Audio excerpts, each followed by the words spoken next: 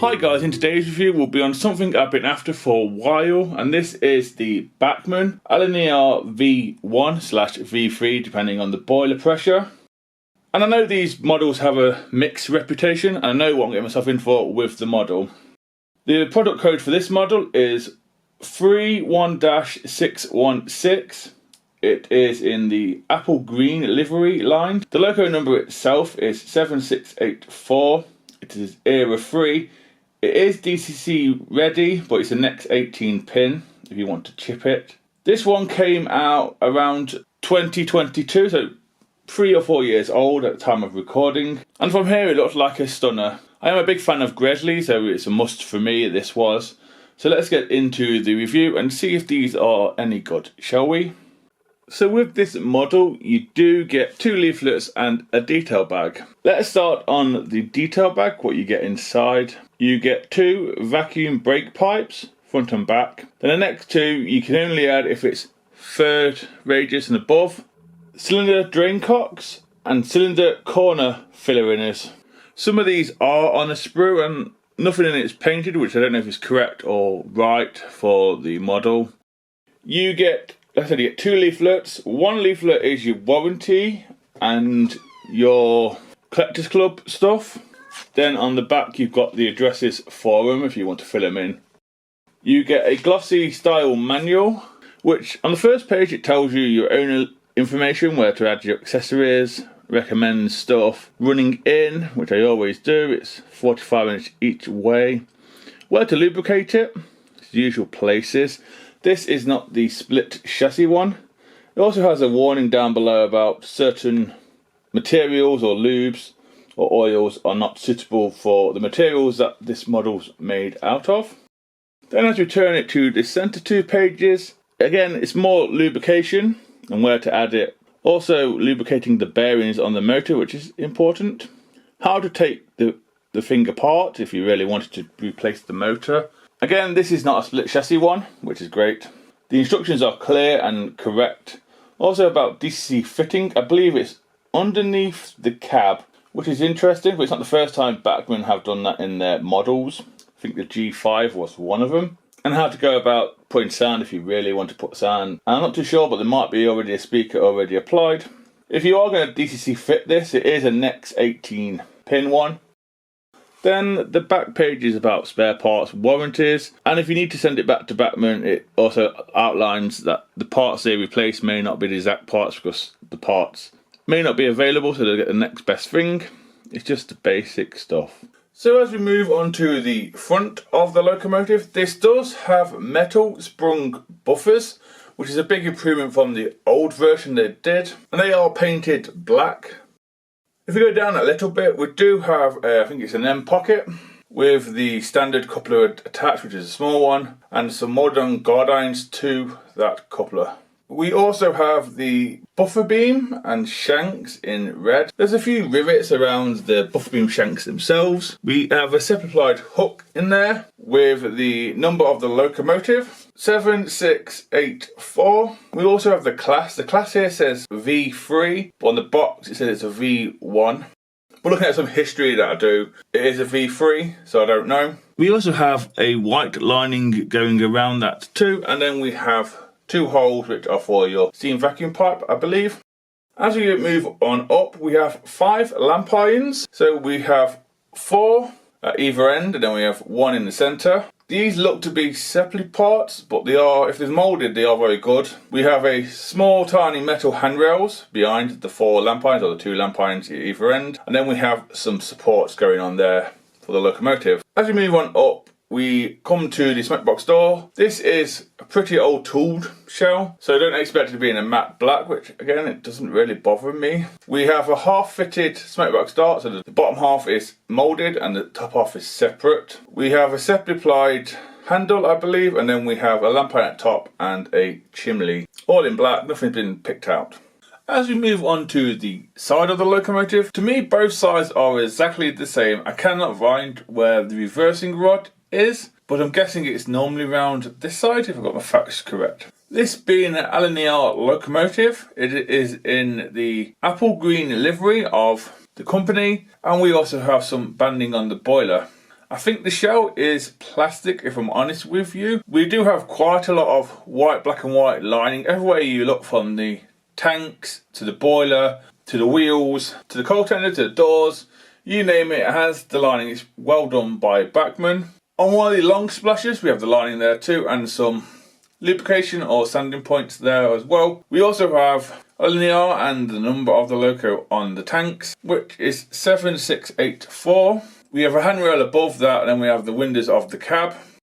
This being a V3, it's a Prairie, which means it's a 262, and it's designed by Gresley. We have the wheels lined, we have the cylinders lined. If you want to add the drain cocks and the missing parts for the cylinders, I believe they're in the detail bag. We have the metal motion, which looks great, and it has been upgraded from the previous split chassis design. We have a step next to the cab, obviously, and then we have the pony wheel, the back wheel at the back. Even the wheels, I believe, are in apple green and are lined. I'm not too sure if the axles are covered up or not, but it doesn't really bother me when it's going round. Let's move on to the cab and bunker. So the bunker itself is in apple green. It does have some supplied metal handrails. We also have a metal handrail on the boiler as well. So we have, I think, 4 lots of handrails around the cab area.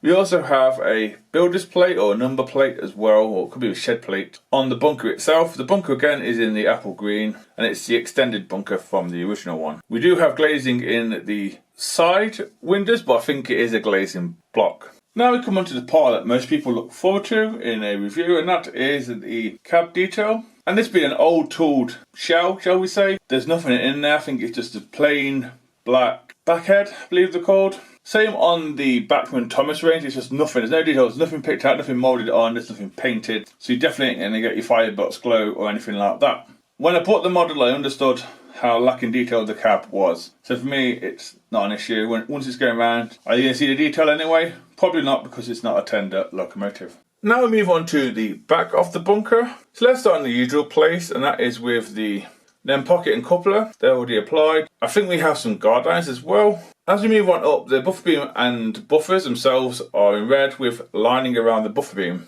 We do have metal sprung buffers like we do on the front. There is a hook, and there's also a hole or two for your details to add. I think it's your steam pipe.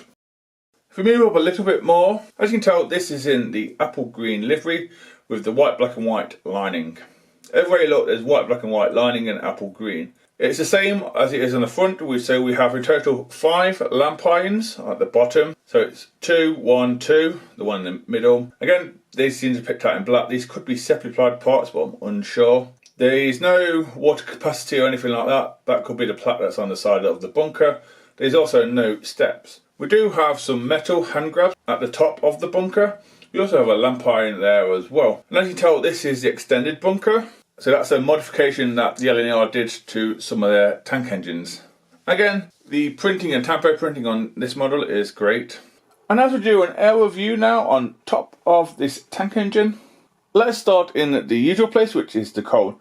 I believe the coal load itself is fitted. I don't think you can take it out or anything like that, but it doesn't look too bad. I have seen worse from Bachmann. As we move along to the cab itself is in black. We do have some moulded on vents. We also have some rain ducts as well. I don't think there's any rivets on there at all. I believe this does have metal safety valves, and we also have a whistle. If you look closely enough, you can see the glazing in the front of the locomotive, but there's no lining. And the front of the cab is in green. We do have 5 bits of banding on the boiler. Again, it's white, black and white. We have the tanks that do have some extra piping on, and it also has the water filler caps, which I think are all one piece of moulding, which is great. But the separate ply stuff is the handrail and the separate piping that's around the other side. I do believe that the dome and the whistles and part of the chimney are moulded onto the body. Like I said before, this is an old tooled model with a new chassis. And then I think we have a superheater behind or in front of the chimney, depending on where you look at it. And then we come to the buffers. And finally, we come on to the underneath look at this tank engine. The 2 bogie wheels at the end up, they do pivot. That's how Bachmann have done it. They pivot like they do on some of their other tank engines. The 6 driving wheels do pick up current, and it is done with a copper strip to every wheel. As you can tell, we have the brake rigging already applied. We also have think it's 3 screws to take off the base key plate. Can't remember if these are hardwired or they come off separately. We also have sanding and brakes all lining up with the wheels, which is correct. And as from this angle, you can also see the motion and the holes for the detail bags if you want to add them, if you got third radius or not. And then we have the couplings and the buffers at the end. So yeah guys, that's it on the tracks. Next it will be the usual second radius and points test. Some of my Bachmann locomotives don't like second radius for some reason, so let's find out, shall we?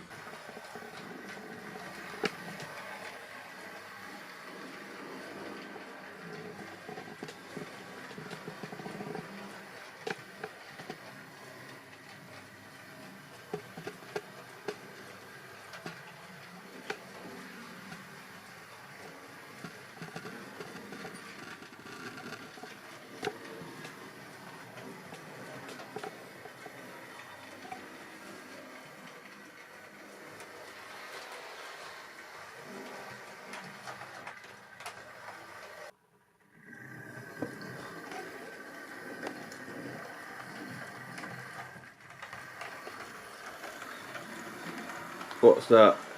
25? Let's give it reverse.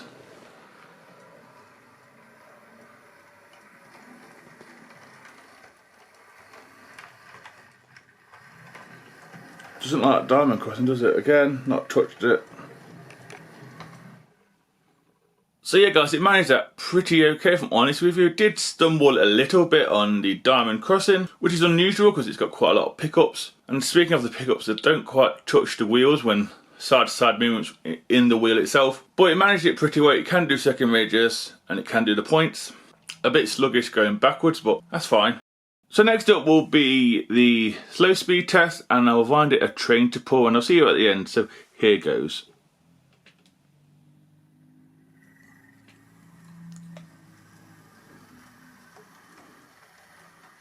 What's that? Just below 20? Quite smooth actually, for DC ready version.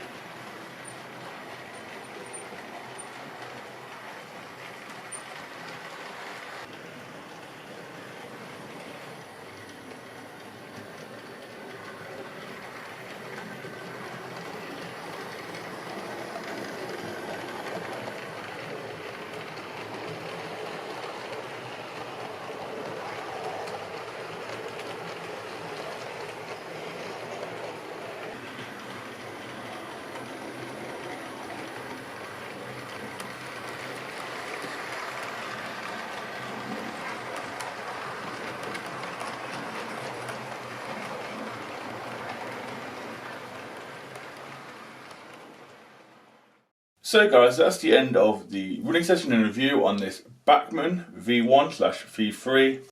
Before I give my opinion, I'll tell you what it was pulling, which were a mixture of Lner coaches. We had the Hatton's Full Break, we had Graham Farish teak coaches, we had the Thompson Triangle ones, we had Railroad Hornby ones, and then we had the Observer coach at the end, just for a little bit of fun. Just a little bit of fun, you can do that with model railways. May not be correct. Before I give you my opinion, I'll give you the price. So for me, I got mine from Tops Trains, and this was a replacement for the Helgen Tango, which I had to send back. I didn't get a chance to review that, I had to send it back because of all the issues it had. And me being an Lner fan, mainly a Gresley fan, I used to have a V1 split chassis, so I got rid of it. I paid £150, gave me a discount, I paid £150 with some change because the Tango was £200. So £150 for this. From any model shop, really, you are paying £144. Even Tesco's have it, I think, £145. Again, it's an okay price. But if you get this direct from Bachmann themselves, you are talking £169, £170, something like that, depending, I think it's on delivery. This is meant to be a revised loco, which basically means they've done the chassis, haven't done the body. Again, these prices, I think they are a little high, if I'm honest with you, just a tad for this model. So my opinion is on this. Like I said, I'm a big fan of Gresley, and I love all of the locos in model form that I have. Like I said, this is a little high. Yeah, Bachmann retooled the chassis from a split one to a normal one, or a standard one. But I don't think they did much to the body. As you can tell, there's no cab detail at all. It looks like a backhead from a Thomas Tank model that Bachmann produced. There's nothing there, it's just black plastic. These separate ply stuff though, we do have piping and handrails and half a smokebox dart. They do seem to be separate plied. We have sprung buffers as well. The lining is great. The main selling point for me on this model is the chassis. The chassis is superb. Runs so smooth, it's lovely. My only criticism with that chassis is the copper strips to the driving wheels to pick up power don't quite touch with the play that the wheels have. That could be an issue later on in life for certain radius, but at the moment, perfectly fine. For me, I wish Bachmann would do a Hornby and do a Railroad Plus or Railroad style range in their category, because something like this and the B1 and some of the other ones they have that have less detail would be perfect for it. Again, at £150, roughly, give or take, it's a little high, especially when you think of the Midland 1P that they do, which is superb, flickering firebox, lots of detail. I think I picked mine up for £130. You compare that to this, okay, it's only a 044, and this is a Prairie, but the detail it's got is definitely worth the money of that.